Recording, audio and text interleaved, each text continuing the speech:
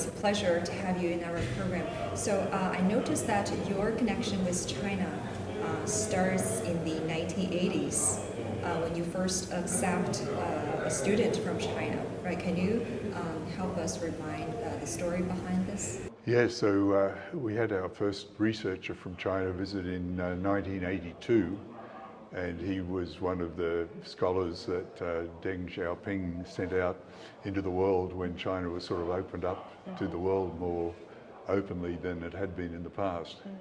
But that experience worked very well, so when I had other Chinese scholars wanting to study with me for their PhD, I was very willing to accept them because the very first one we had was excellent and we really profited from his presence with us. I noticed it's in 1999 when Professor Zhao decided to come back to China after he already earned his name in the solar power industry in Australia.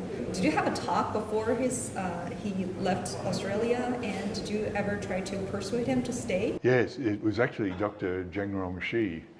He was the first student to come back to China. So he was deputy research director of one of our spin-off companies, and we were very keen to retain him. But he convinced me that he was very anxious to get into manufacturing, and so he approached various cities within China to see if they would support him setting up manufacturing, and Wuxi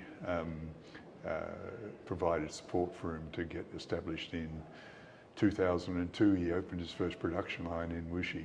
And you mentioned the first time you come to China was in 1984.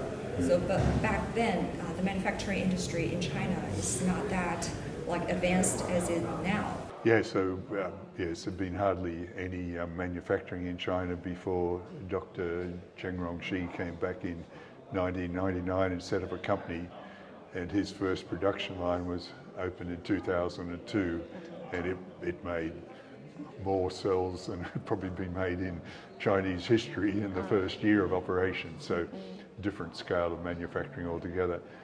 But he was very successful in selling the solar panels overseas, because our laboratory in Australia was holding the world record for solar cell performance back then, so he had access to the best technology in the world in the manufacturing. So the panels were selling well in Germany, so he was able to build up capacity, and in 2004 his performance was noticed by some US investment banks like Goldman Sachs and Morgan Stanley, who are two of the big ones, and they convinced him to do a management buyout, so to pay off his original investors and have this new US-based investors or internationally based investors.